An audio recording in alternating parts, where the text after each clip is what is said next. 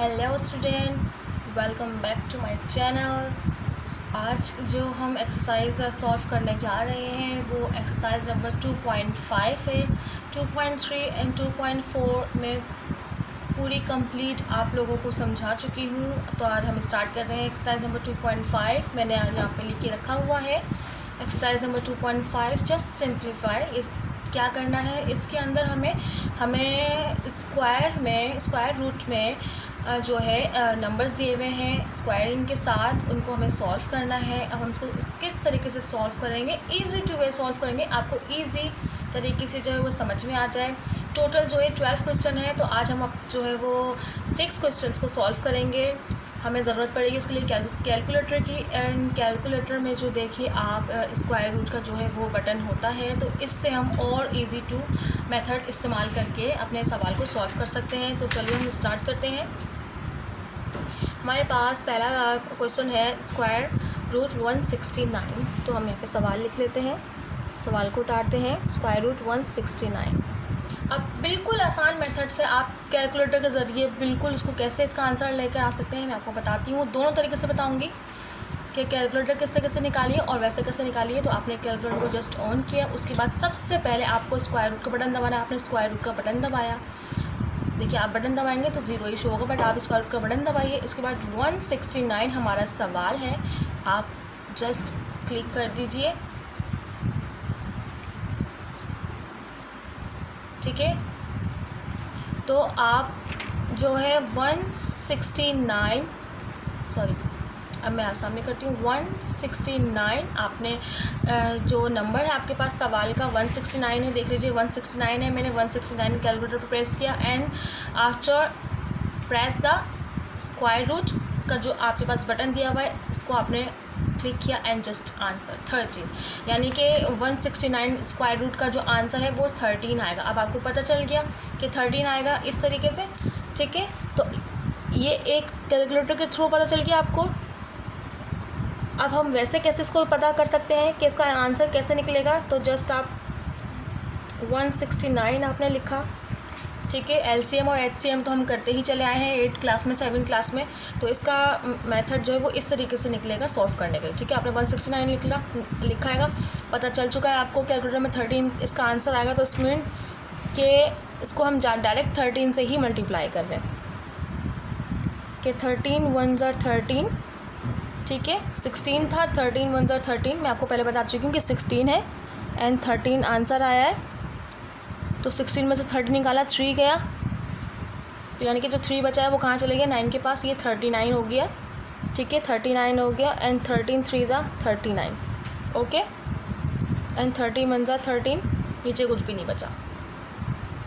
Okay, नीचे कुछ भी नहीं बचा। तो हमारे पास साइड से जो भी नंबर्स आएंगे 2 टाइम 13 आया है। इसका मेथड किस तरीके से होता है करने का कि 169 लिखा हमने स्क्वायर रूट के साथ। दोबारा से सवाल को अपने, हमारे पास सवाल में 2 टाइम 13 आया, तो हम इसको अभी स्क्वायर रूट के अंदर ही लिखेंगे। 13 मल्टीप्लाई 13 इस तरीके से लिखेंगे इसको। ओके, उसके बाद जो भी नंबर्स 2 दफ़ा लिखे हुए आते हैं आपके पास जिससे आप सॉल्व करते हो, 2 दफ़ा अगर आ जाएँ तो उनको 1 टाइम काउंट किया जाता है। यानी कि 2 दफ़ा आया है तो मैं इसके ऊपर सिर्फ जस्ट लाइन बनाऊँगी। इट्स मीन मैं इसको सिर्फ 1 दफ़ा लिखूँगी। ये 2 दफ़ा है लेकिन इन दोनों को एक ही लाइन में जो है वो करके 1 दफ़ा शो किया जाएगा। अगर यहाँ पे 4 टाइम 13 होता तो मैं जस्ट 2 टाइम उसको लिखती, यानी कि 2 होंगे तो 1 काउंट करेंगे। तो जस्ट 13 इसका आया और विदाउट स्क्वायर रूट के इसका आंसर आ गया 13, क्योंकि हमने इसका स्क्वायर रूट ही निकाला है ना। तो जस्ट 13 इसका आंसर आ गया। ये तो हमें पता चल गया था कैलकुलेटर के थ्रू ही कि इसका आंसर जो 13 आ रहा है, तो हमने डायरेक्ट 13 से कर लिया। वरना हम इसको छोटे से छोटे टेबल से करते हैं, जैसे 2 से करते कैंसिल आउट होता है, नहीं फिर 3 से करते हैं। तो जस्ट डायरेक्ट 13 से ही कर लिया कैलकुलेटर के थ्रू हमने। और कैलकुलेटर जो है आपको एग्जाम बोर्ड में ले जाने की अलाउ होता है, परमिशन होता है कि ठीक है। अब क्वेश्चन नंबर 2 का हम कैलकुलेटर के थ्रू निकालते हैं। मैं बताती हूँ कि जस्ट अभी सिंपल 13 आंसर आया था, तो आपने डायरेक्ट कर लिया। पता चल गया आपको कि 13 इसका आंसर आ रहा है, आपने डायरेक्ट कैलकुलेटर से आंसर पता चल गया 13, आपने डायरेक्ट 13 से इसको कैलकुलेट करके इसका आंसर लेकर आ रहा है।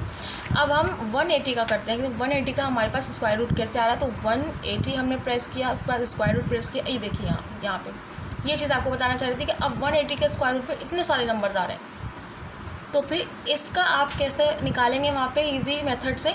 अब हम नंबर 2 करते हैं तो आपको और पता चल जाएगा, ठीक है।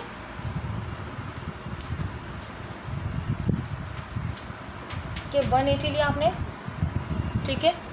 एलसीएम के मेथड से ही हम करेंगे जैसे हम अभी करा है हमने, लेकिन वही चीज़ के छोटे से छोटे टेबल से करेंगे। और सबसे छोटा टेबल तो हमें ऑफकोर्स पता है 2 है हमारा, तो हम 2 से करके देखेंगे। लिख नहीं रही पहले हम पढ़ लेते हैं कि 2 के टेबल में 18 आता है, तो ऑफकोर्स आता है 2 9 से 18, यानी कि सॉल्व हो जाएगा। तो 2 के टेबल से करते हैं, 2 9 से 18, बिल्कुल फुल क्रॉस हो गया, यानी कि 2 9 से 18 यहीं ख़त्म हो गया, सिफर का सिफर बचा। ओके, कुछ नहीं है। क्या 2 के टेबल में 9 आता है? नहीं आता। 2 के टेबल में 9 से छोटा आता है, 2 4 ज़ा 8, यस आता है। तो 8 में से 8 बचा, 9 में से 8 गया 1, अगर 1 में इसको देती हूँ तो ये 10 बन गया। तो क्या 2 के टेबल में 10 आता है? ऑफकोर्स आता है। 2 5 ज़ा 10, तो यानी कि 2 से ये कैंसिल आउट रहेगा। कैसे? 2 4 ज़ा 8, इट्स मीन 9 था, 9 लिखा हुआ था। 2 4 ज़ा 8 आंसर आया है। 9 में से 8 गया 1, वो 1 में इसको कैरी करती हूँ, ये 10 हो गया। तो 2 5 ज़ा 10, इस तरीके से, ठीक है। अब क्या ये 2 के 2 से जाएगा? हम सबसे छोटा टेबल हमारा 2 का ही ना, तो पहले हम 2 से पढ़ के देखेंगे। 2 के टेबल में 4 तो आता है, कट जाएगा, 2 2 ज़ा 4, लेकिन 2 के टेबल में 5 आता ही नहीं है, तो उसका मतलब ये 2 के टेबल से नहीं जाएगा। हमारे पास जितने भी नंबर्स होंगे हमें उन सबको एक ही पहाड़ से काटना है, ये नहीं कि मैं इसको 2 से काट दूँ, इसको मैं 5 से लिख दूँ, ऐसा नहीं होगा, ठीक है। तो अब हम 3 के टेबल में देखते हैं। 3 के टेबल में ये हो जाएगा। 3 के टेबल में 4 तो आता नहीं है, लेकिन इससे छोटा आ जाएगा, 3 1 ज़ा 3, तो 3 बचा, एक इसको दिया, तो 15 3 5 ज़ा 15, यानी कि 3 के टेबल से जा रहा है। कैसे? 4 है यहाँ पर, ठीक है, 4 ये जो यहाँ का मैंने यहाँ लिख दिया, 3 के टेबल से जा रहा है, ये 3 लिखूँगी मैं, 3 से कर रही हूँ। 3 1 ज़ा 3, क्या हुआ? 3 1 ज़ा 3 आया, तो 3 आंसर आया है, एक बच गया, वो एक में इसको कैरी कर रही हूँ। 15, 3 के टेबल में 15 आता है, यस, 3 5 ज़ा 15। ओके, अगेन 3 से करूँगी क्योंकि 3 के टेबल में 15 आता है, 3 5 ज़ा 15। ओके, अब 5 तो सिर्फ अपने ही टेबल में आता है, तो जस्ट 5 से होगा, 5 1 ज़ा 5। अब क्या ये कैंसिल आउट होगा? बिल्कुल नहीं, क्योंकि लास्ट में हमारा 1 आ गया है, तो ये कैंसिल आउट नहीं हो सकता। तो ये यहीं पर एलसीएम इसका यहीं पर वाइंड अप होता है। अब इसको हम लिखेंगे किस तरीके से, मैं बताती हूँ। मैंने आपको बताया था ना कि पहले हम सवाल लिख लेते हैं अपना स्क्वायर रूट 180 जो हमारे पास रहेगा। अब बाकी के जो नंबर्स हैं उसको भी हम स्क्वायर रूट में ही लिखेंगे। 2 मल्टीप्लाई 2 मल्टीप्लाई 3 मल्टीप्लाई 3, देखिए ये 2 टाइम आया, 2 टाइम आया, और 5 1 टाइम आया। और अभी मैंने आपको बताया था कि अगर कोई भी नंबर्स 2 दफ़ा लिखा हुआ होगा एक ही नंबर, तो उसको 1 टाइम काउंट करेंगे। यानी कि मैं 2 के ऊपर लाइन डाल रही हूँ, ये 1 हो गया, 2 के ऊपर लाइन डाल रही हूँ, 1 हो गया, 5 तो है ही 1, तो यानी कि 2 टाइम है तो मैं 1 टाइम लिख रही हूँ, 3 2 टाइम है तो मैं 1 टाइम लिख रही हूँ। ओके, और 5 जो है वो अकेला ही है, तो मैं इसको स्क्वायर में ही लिखूँगी कि जो अकेला आएगा एक ही होगा, इसको स्क्वायर रूट के अंदर ही लिखेंगे, ठीक है। इसका आंसर मेंशन करने का क्या तरीका है कि जो 2 2 आए थे उनको एक एक लिख लिया, उनके साथ उनके बीच में मल्टीप्लाई का साइन है तो उनको मल्टीप्लाई कर देंगे, 2 3 ज़ा 6, ये बाहर आ गया, और स्क्वायर रूट 5 अंदर आ गया, ठीक है। जो 2 दफ़ा आएंगे नंबर्स उनको एक एक दफ़ा लिखेंगे, उसके बाद मल्टीप्लाई करके बाहर लेकर आएंगे, और जो सिंगल नंबर आएगा उसको स्क्वायर रूट के अंदर ही लिखा जाएगा। ओके, आई होप आपको ये भी समझ में आ गया हो। ये इसलिए कराए हमने क्योंकि देखिए जब आंसर अब कैलकुलेटर पे बहुत ज़्यादा आएंगे ना, तो आप इसको इस तरीके से करें, और कैलकुलेटर पे जस्ट 1 या 2 नंबर आ रहे हैं तो आप डायरेक्ट आपको पता चल जाएगा कि किस नंबर से हमें मल्टीप्लाई करना है, यानी कि किस टेबल से हमें क्रॉस करना है, तो आपको ज़्यादा मेहनत करने की ज़रूरत नहीं पड़ेगी, कैलकुलेटर आपकी हेल्प कर देगा। अब क्वेश्चन नंबर 3 जो है हम सॉल्व करते हैं। क्वेश्चन नंबर 3 है हमारा। देखिए क्वेश्चन नंबर 3 में जो 2 नंबर्स हैं, square root 12 multiply square root 12, यानी कि इसका अलग एलसीएम निकालेंगे, इसका अलग एलसीएम निकालेंगे, ठीक है। तो square root 12 multiply square root 12, ये 2 टाइम आ गया। ओके, तो पहले इस 12 का एलसीएम निकाल लेंगे हम। 2 की टेबल से स्टार्ट करेंगे। 2 के टेबल में 6 आता है तो 2 6 ज़ा 12, 2 के टेबल में 6 आता है, 2 3 ज़ा 6, 3 अपने टेबल में आता है जस्ट 3 1 ज़ा 3। अब इस वाले 12 का निकालेंगे, दोनों का अलग अलग निकालेंगे, जाहिर सी बात है इसके 12 के यही हैं तो इसके भी यही आएंगे। 2 6 ज़ा 12, 2 3 ज़ा 6, 3 1 ज़ा 3। ओके, अब इसका अलग निकालेंगे, इसका अलग निकालते हैं कि इस वाले 12 का क्या आया, 2 मल्टीप्लाई 2 मल्टीप्लाई 3,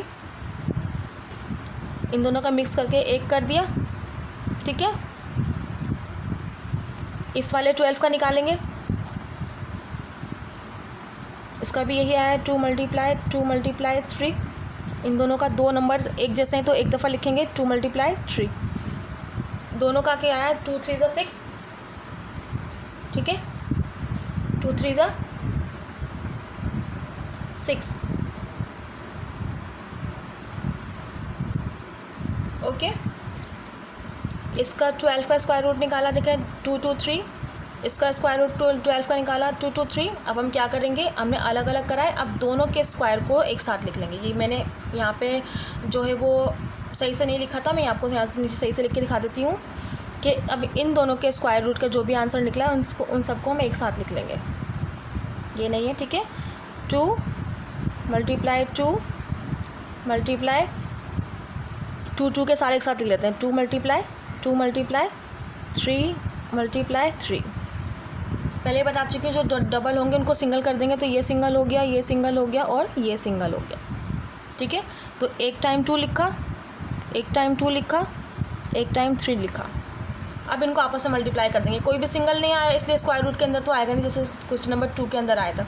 तो इनको मल्टीप्लाई कर देंगे, 2 2 ज़ा 4, 4 3 ज़ा 12। तो इसका हमारे पास जो आंसर आया वो क्या आया है, जस्ट 12, ओके। तो हमारे पास दो नंबर्स आएंगे ना सवाल में, तो दोनों का अलग अलग एलसीएम निकाल के उनको अलग अलग लिखेंगे, फिर अलग अलग लिखने के बाद सबको एक साथ लिख देंगे और फिर नंबर्स जो डबल होंगे उनको सिंगल लिख के मल्टीप्लाई करके आंसर ले आएंगे, और जो एक ही नंबर होगा वो स्क्वायर रूट के अंदर आ जाएगा। क्वेश्चन नंबर 4 करते हैं अपना। क्वेश्चन नंबर 4 का सवाल हम देख लेते हैं, हमारे पास क्या आएगा, 16 और 12 है, यानी कि square root 16 multiply square root 12, यानी कि 16 का एलसीएम अलग निकालेंगे, 12 का अलग निकालेंगे। तो पहले 16 का निकाल लेते हैं। वही चीज़ है, मैंने कहा है कि 2 के टेबल से अगर देखेंगे, सबसे पहले 2 के टेबल में 16 आता है, 2 8 ज़ा 16, 2 4 ज़ा 8, 2 2 ज़ा 4, 2 1 ज़ा 2, यानी कि ये तो पूरा ही 2 से कैंसिल हो गया, ठीक है। 16 का निकल आया। अब हम 12 का निकालते हैं। 12 का तो हमने अभी भी निकाला है, 2 6 ज़ा 12, 2 3 ज़ा 6, 3 1 ज़ा 3, ओके। पहले दोनों का आंसर जो है वो अलग अलग निकालेंगे, फिर बाद में एक साथ इकट्ठा कर लेंगे। तो पहले इसका लिख लेते हैं हम, 2 मल्टीप्लाई यानी कि 4 टाइम 2 है, 2 मल्टीप्लाई स्क्वायर रूट 12 का आंसर निकालेंगे। क्या निकला है हमारे पास, 2 मल्टीप्लाई 3। दोनों का अलग अलग लिख लिया हमने, ठीक है, दोनों का अलग अलग लिख लिया। अब इन दोनों को एक साथ लिख देंगे यहाँ पे, 2 मल्टीप्लाई ये इन सब का लिख लिया। अब इसका भी साथ ले लेंगे, 2 मल्टीप्लाई 3, ओके। पहले इसके नंबर लिखे सारे, फिर इसके नंबर लिखे हमने सारे। अब हम जो दो होंगे इनको सिंगल कर देंगे, यानी कि नंबर्स के ऊपर ये हो गया एक, ये दोनों एक हो गया, ये दोनों एक हो गया, और ये तो अकेला ही है। और मैं पहले ही बता चुकी हूँ, जो अकेला आता है, जो एक ही दफ़ा आता है, वो स्क्वायर रूट के अंदर आ जाता है। पहले हम इनको एक सिंगल लिख लेते हैं, 2 मल्टीप्लाई यानी कि यहाँ पे 6 2 है तो मैंने सिंगल करके 3 कर दिया, ये अलग ही है तो इसको स्क्वायर रूट 3 कर दिया, ओके। अब इनको मल्टीप्लाई करेंगे, 2 2 ज़ा 4, 4 2 ज़ा 8, 2 2 ज़ा 4, 4 2 ज़ा 8। तो इसका आंसर जो आ रहा है वो क्या आ रहा है, 8 स्क्वायर रूट 3, ये इसका आंसर आ गया, 8 स्क्वायर रूट 3। जो सिंगल होगा वो स्क्वायर रूट के अंदर आ जाएगा, और जो डबल होंगे उनको आपस में मल्टीप्लाई करके बाहर लिख देंगे, ठीक है। अब हम क्वेश्चन नंबर अपना 5 करते हैं। हमारा क्वेश्चन नंबर 5 है,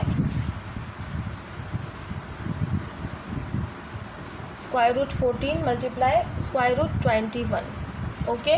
तो हम अलग अलग करके निकालेंगे। पहले 14 का निकालते हैं, 14 2 के टेबल में आता है, 2 7 ज़ा 14, ओके, और 7 1 ज़ा 7, क्योंकि 7 तो अपने टेबल के अलावा नहीं आता, ये यहीं पर ख़त्म हो गया।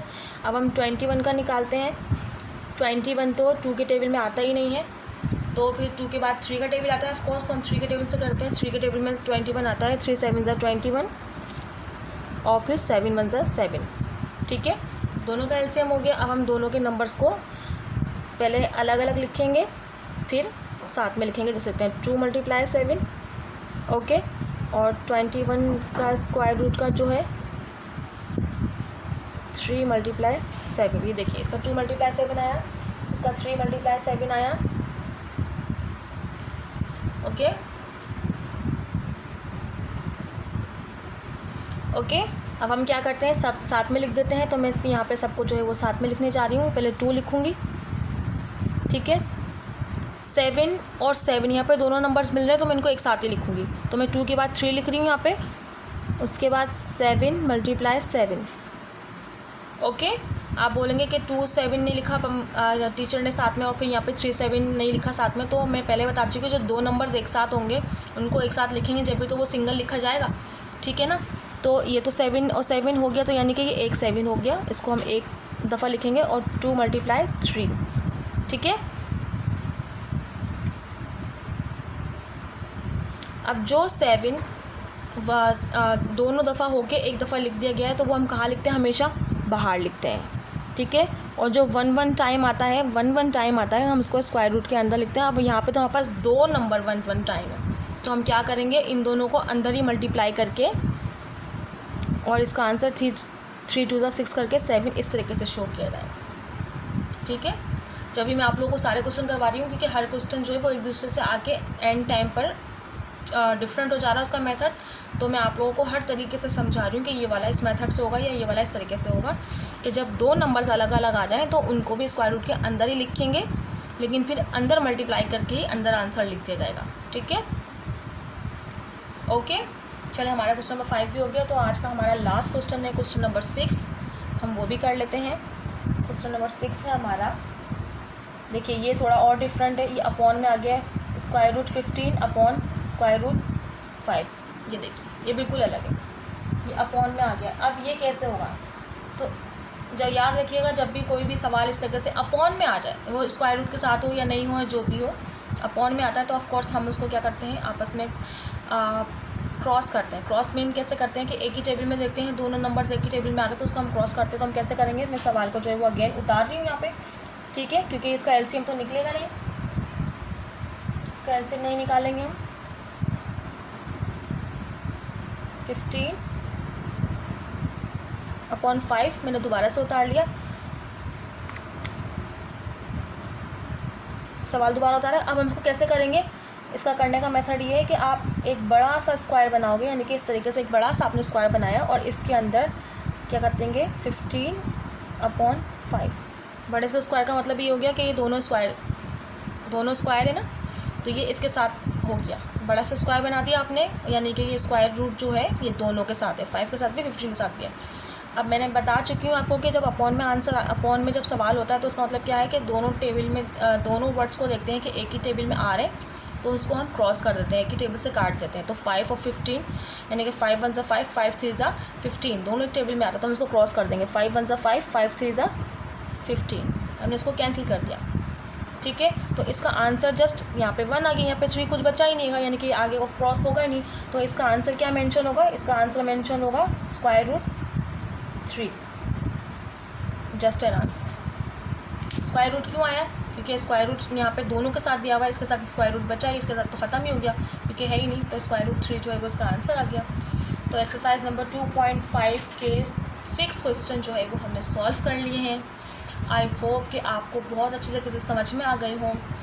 अगर आपको मेरी वीडियोस, मेरा मेथड, मेरा टीचिंग स्किल अच्छा लगे तो कमेंट सेक्शन में प्लीज़ प्लीज़ प्लीज़ मुझे ज़रूर बताया करें कि मेरा मेथड आप लोगों को पसंद आ रहा है, ईजी टू वे जा रहा है। और इसके अलावा मेरी वीडियो को लाइक, शेयर और सब्सक्राइब कीजिए, ताकि जो स्टूडेंट ने 9 क्रॉस करके अभी मैट्रिक में गए हैं वो मेरी वीडियो से फ़ायदा उठा सकें। न्यू सेशन है, नया स्टार्ट है, अपने फ्रेंड्स को भी बताएं। And thank you for watching, bye bye.